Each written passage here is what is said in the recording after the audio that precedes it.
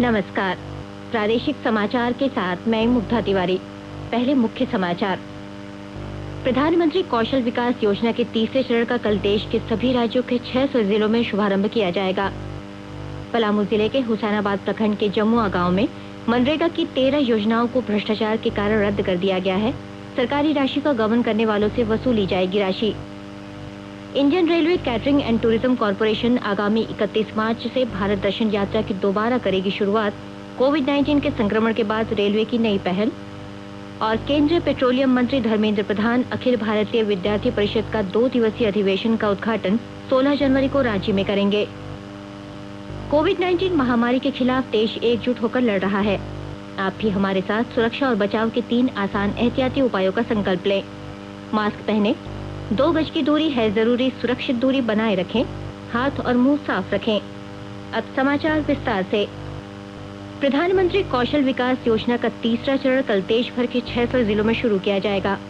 कौशल विकास और उद्यमिता मंत्रालय के नेतृत्व में चलाई जा रही इस योजना में नए जमाने के कौशलों के साथ साथ कोविड महामारी से संबंधित कौशलों पर ध्यान केंद्रित किया गया है।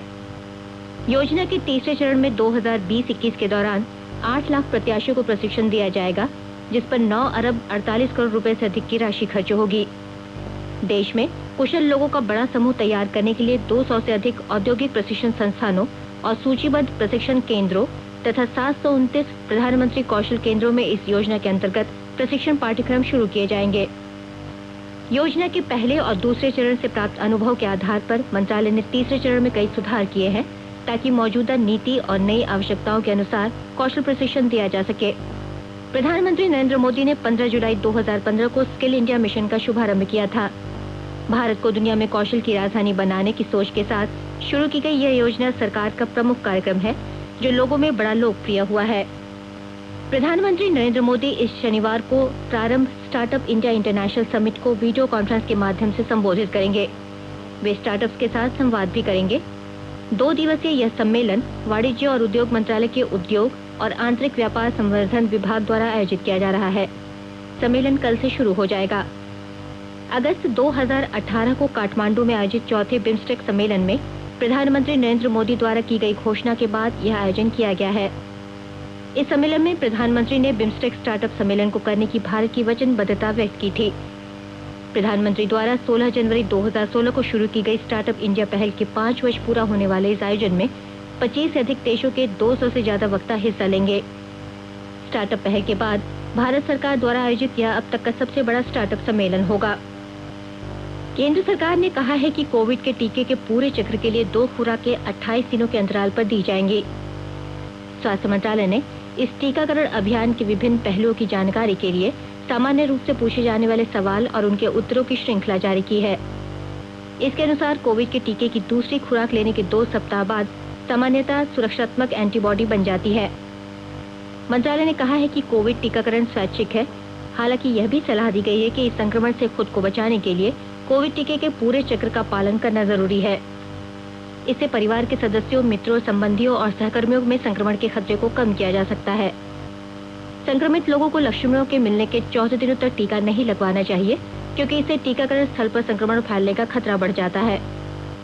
मंत्रालय ने कहा कि भारत में दिया जाने वाला टीका किसी भी अन्य देश द्वारा विकसित टीके जितना ही प्रभावी है, क्योंकि सुरक्षा और प्रभाव को सुनिश्चित करने के लिए इसे कई चरणों में जांचा जा चुका है। 16 जनवरी से राजधानी रांची में वैक्सीनेशन की प्रक्रिया शुरू होगी। पहले चरण में 25,000 हेल्थ वर्कर्स को वैक्सीन लगना है। इसके लिए 1897 वायल वैक्सीन रांची के सदर अस्पताल में पहुंच चुका है। पहले दिन सदर अस्पताल रांची और नामकुम सीएचसी में वैक्सीनेशन की शुरुआत होगी। स्वास्थ्य विभाग के अनुसार झारखंड को कोविशील्ड वैक्सीन का 1,62,000 डोज भेजा गया है। इसके लिए लाभुकों के रजिस्ट्रेशन की प्रक्रिया कोविन ऐप में पूरी कर ली गई है। टीका पड़ने से 24 घंटे पहले इन्हें सेल्फ जनरेटेड मैसेज भेजा जाएगा। इसमें इन्हें टीका पड़ने की टाइमिंग के साथ जगह की भी जानकारी दी जाएगी। टीकाकरण केंद्रों पर मेडिकल टीम की तैनाती कर दी गई है। हर केंद्र पर 5 सदस्यों की मेडिकल टीम तैनात की गई है। इसके अतिरिक्त इन केंद्रों पर सुरक्षा व्यवस्था के भी सख्त इंतजाम किए गए हैं। उपायुक्त ने सभी केंद्रों पर एक मजिस्ट्रेट, एक पुलिस इंस्पेक्टर और पुलिस बल की प्रतिनियुक्ति की है। टीकाकरण केंद्र के पास भीड़ न हो और सोशल डिस्टेंसिंग का पालन कराने के लिए सुरक्षा बलों की तैनाती की गई है। पलामू जिले के हुसैनाबाद प्रखंड के जमुआ गांव में मनरेगा की 13 योजनाओं को रद्द कर दिया गया है। अनियमितता की शिकायत मिलने के बाद उपायुक्त शशि रंजन के निर्देश पर उप विकास आयुक्त शेखर जमुआर ने यह कार्रवाई की। डीडीसी ने योजनाओं में अनियमितता की पुष्टि होने पर उन्हें रद्द कर दिया। योजनाओं को रद्द करने के बाद डीडीसी ने इसमें व्यय की गई राशि को वसूली करने का निर्देश दिया है। ऐसे में सभी संबंधितों से 13 योजनाओं में अनियमितता बरतने को लेकर कुल 12,14,838 रुपए की वसूली की जाएगी। शिकायत के आधार पर उप विकास आयुक्त ने जिला स्तरीय जांच दल का गठन किया, जिसमें शिकायत सही पाई गई। जांच दल के प्रतिवेदन के आधार पर सभी संबंधितों पर कार्रवाई की गई। वहीं इसके पूर्व उक्त शिकायत की प्रखंड स्तरीय जांच दल द्वारा भी जांच करवाई गई थी, लेकिन उक्त जांच रिपोर्ट में शिकायत को निराधार बताया गया था। इस पर संज्ञान लेते हुए उप विकास आयुक्त ने अस्पष्ट एवं भ्रामक जांच रिपोर्ट बनाने को लेकर हुसैनाबाद के प्रखंड विकास पदाधिकारी एवं प्रखंड स्तरीय जांच दल में शामिल सभी सदस्यों से स्पष्टीकरण की मांग की है। आकाशवाणी के ताजा तरीन समाचारों के लिए आप हमारी वेबसाइट newsonair.com पर लॉग ऑन कर सकते हैं। ताजा समाचार Twitter handle @AIR News Alerts और Facebook page all India radio news पर भी उपलब्ध है। आप प्रादेशिक समाचार एकांश के ट्विटर हैंडल @AIR News_Ranchi और Facebook page AIR News Ranchi के अलावा YouTube channel regional news unit Ranchi पर भी हमारे बुलेटिन सुन सकते हैं। प्रादेशिक समाचार आप आकाशवाणी रांची से सुन रहे हैं और अब पेश है कोरोना से बचाव के कुछ संदेश। कोविड-19 से बचाव और सुरक्षित रहने के 3 उपाय। मास्क लगाएं, 2 गज दूरी है जरूरी, सुरक्षित दूरी रखें, हाथ और मुंह साफ रखें।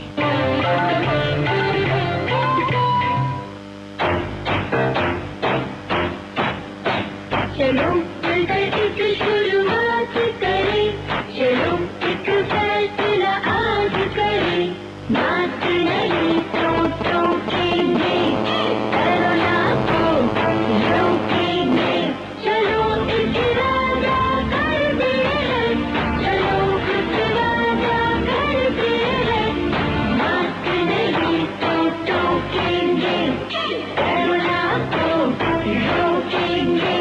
भारत सरकार द्वारा जनहित में जारी। कोविड-19 की वजह से समाज में आई नकारात्मक परिस्थितियों को कम करने के लिए Indian railway catering and tourism corporation नए साल में 31 मार्च से भारत दर्शन यात्रा की शुरुआत करने जा रही है। कोविड-19 संक्रमण के तमाम गाइडलाइन का पालन करते हुए यात्रियों को भारत भ्रमण कराया जाएगा। आज इसकी जानकारी देते हुए IRCTC के उप महाप्रबंधक राजेंद्र बोलबन ने कहा कि 31 मार्च से इसकी शुरुआत दक्षिण भारत दर्शन से होगी। इसके लिए 10 रात और 11 दिन की यात्रा की प्लानिंग तय की गई है। इसके तहत तिरुपति, मदुरै, रामेश्वरम, कन्याकुमारी और पद्मनाभन स्वामी मंदिर का दर्शन कराया जाएगा। यात्रा की शुरुआत 31 मार्च को भारत दर्शन स्पेशल ट्रेन के द्वारा मुंगेर से प्रारंभ होकर भागलपुर, दुमका, जसीडीह, आसनसोल, बांकुड़ा होते दक्षिण भारत के गंतव्य स्थलों तक होगी। केंद्र सरकार ने राज्यों को सलाह दी है कि बर्ड फ्लू पर नियंत्रण के लिए वे अपने इलाकों में कार्य योजना के अनुसार प्रभावी कार्रवाई करें। मत्स्य पालन, पशुपालन और दुग्ध उत्पादन मंत्रालय ने कहा कि अब तक 10 राज्यों में बर्ड फ्लू के मामलों की पुष्टि हो चुकी है। मंत्रालय ने स्थिति से निपटने के लिए राज्यों से स्वास्थ्य विभाग और वन विभाग के साथ तालमेल बनाकर काम करने को कहा है। वहीं मुर्गी फार्मिंग में विशेष एहतियात बरतने को कहा गया है। इधर झारखंड में अभी तक एक भी बर्ड फ्लू का मामला सामने नहीं आया है। हालांकि राज्य में पक्षियों की मौत होने पर उनके स्वाब जांच के लिए भेजे जा रहे हैं। कल भी 800 से अधिक नमूने कोलकाता भेजे गए। राज्य सरकार ने इस संक्रमण से बचाव के लिए दिशा निर्देश जारी कर सतर्कता बरतने को कहा है। पशुपालन अधिकारी ने पक्षियों की मौत की सूचना 9835152390 पर देने को कहा है। रांची के ओरमांझी के चर्चित सिरकटी हत्याकांड का मुख्य आरोपी शेख बिलाल को रांची पुलिस ने गिरफ्तार किया है। पुलिस अधीक्षक सुरेंद्र कुमार झा को गुप्त सूचना मिली थी कि बिलाल ऑटो से जा रहा है। इसी दौरान रांची पुलिस की टीम ने सिकिदरी और मांझी रोड से गिरफ्तार कर लिया।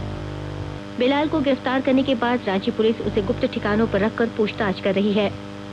3 जनवरी को ओरमांझी थाना क्षेत्र के जीराबाद जंगल से सिरकटा युवती का नग्न अवस्था में शव बरामद हुआ था। 10 जनवरी को चंदवी थाना क्षेत्र के चटवल गांव के रहने वाले एक दंपति ने युवती की पहचान की।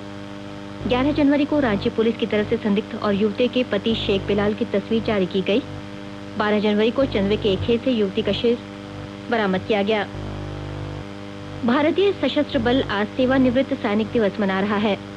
यह दिवस सेना के सेवानिवृत्त कर्मियों की अनुपम सेवा का सम्मान करने के लिए हर वर्ष 14 जनवरी को मनाया जाता है।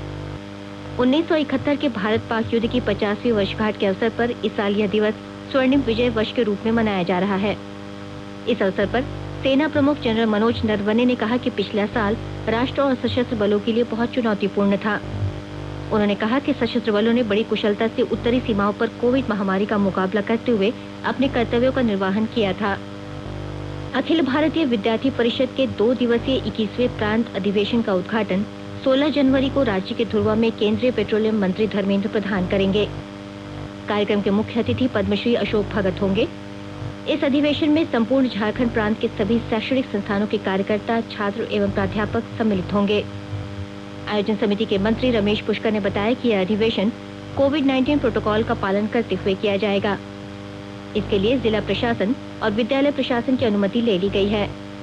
उद्घाटन समारोह में अतिथि के रूप में राष्ट्रीय स्वयंसेवक संघ के देवव्रत पाहन मनीष कुमार उपस्थित रहेंगे। मकर संक्रांति के मौके पर झारखंड प्रदेश कांग्रेस कार्यालय में आज दही चूड़ा भोज का आयोजन किया गया। इसमें सरकार के मंत्री सहित अन्य कांग्रेसी नेता भी शामिल हुए। इस दौरान 15 जनवरी को कांग्रेस की ओर से आयोजित होने वाली किसान अधिकार दिवस की रणनीति को भी अंतिम रूप दिया गया। इसके तहत कांग्रेस के नेता कृषि कानून और पेट्रोल डीजल की बढ़ती कीमतों के खिलाफ प्रदर्शन करेंगे। कांग्रेस के प्रदेश प्रवक्ता लाल किशोरनाथ शाहदेव ने बताया कि इसे किसान अधिकार दिवस नाम दिया गया है। राज्य भर के नेता पहले मोरहाबादी मैदान में जुटेंगे। यहां से रैली की शक्ल में राजभवन पहुंचेंगे और प्रदर्शन करेंगे। इसके साथ ही कांग्रेस की तरफ से राज्यपाल को एक ज्ञापन भी सौंपा जाएगा। इस प्रदर्शन में कांग्रेस के प्रदेश प्रभारी आरपीएन सिंह भी शामिल होंगे। राज्य भर में आज मकर संक्रांति का त्योहार मनाया गया। साहिबगंज और राजमहल के गंगा तटों पर आज सुबह से ही श्रद्धालु गंगा स्नान कर पास के मंदिरों में पूजा अर्चना कर रहे थे। वहीं रामगढ़ जिले में स्थित सिद्धपीठ छिन्नमस्तिका मंदिर में आज हजारों श्रद्धालुओं ने संगम पर पवित्र स्नान किया और कोरोना संकट से विश्व को बचाने के लिए भगवान से कामना की। मान्यता है कि आज के दिन सूर्य के धनु राशि से मकर में प्रवेश करने के बाद तिल, गुड़, दही आदि का दान किया जाता है। आज धनुर्मास समाप्त होने के बाद शुभ मांगलिक कार्य शुरू हो जाते हैं। इस अवसर पर राष्ट्रपति रामनाथ कोविंद, उपराष्ट्रपति एम वेंकैया नायडू, प्रधानमंत्री नरेंद्र मोदी, राज्यपाल द्रौपदी मुर्मू और मुख्यमंत्री हेमंत सोरेन ने देशवासियों को मकर संक्रांति, पोंगल, बिहू, उत्तरायण और पौष पर्व के अवसर पर बधाई दी है। ट्वीट संदेश में राष्ट्रपति ने कामना की ये पर्व समाज में प्रेम, स्नेह और सौहार्द के बंधन मजबूत करेंगे। उपराष्ट्रपति ने कहा कि ये सभी त्योहार देश की विविधता के लिए जाने जाते हैं और अच्छी फसल तथा प्रकृति की उदारता के प्रतीक है। वहीं प्रधानमंत्री ने इन सभी पर्वों पर दुनिया भर के लिए खुशी और अच्छे स्वास्थ्य की कामना की है। राज्य भर में न्यूनतम तापमान में गिरावट जारी है। मौसम पूर्वानुमान के अनुसार तापमान में आज भी 1 डिग्री सेल्सियस की गिरावट दर्ज की गई, जिससे ठंड बढ़ गई है। विभाग के अनुसार आज का न्यूनतम तापमान 8 डिग्री सेल्सियस दर्ज किया गया है।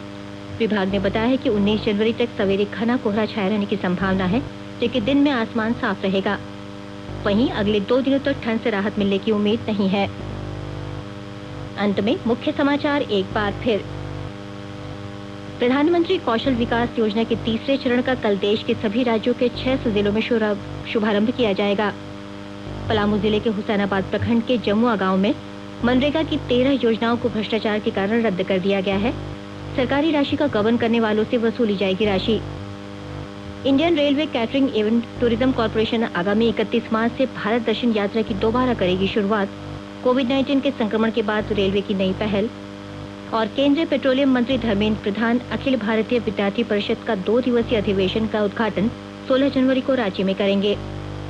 इसके साथ ही आकाशवाणी रांची से प्रादेशिक समाचार का ये बुलेटिन समाप्त हुआ। नमस्कार। घर में रहिए, सुरक्षित रहिए और सुनते रहिए आकाशवाणी।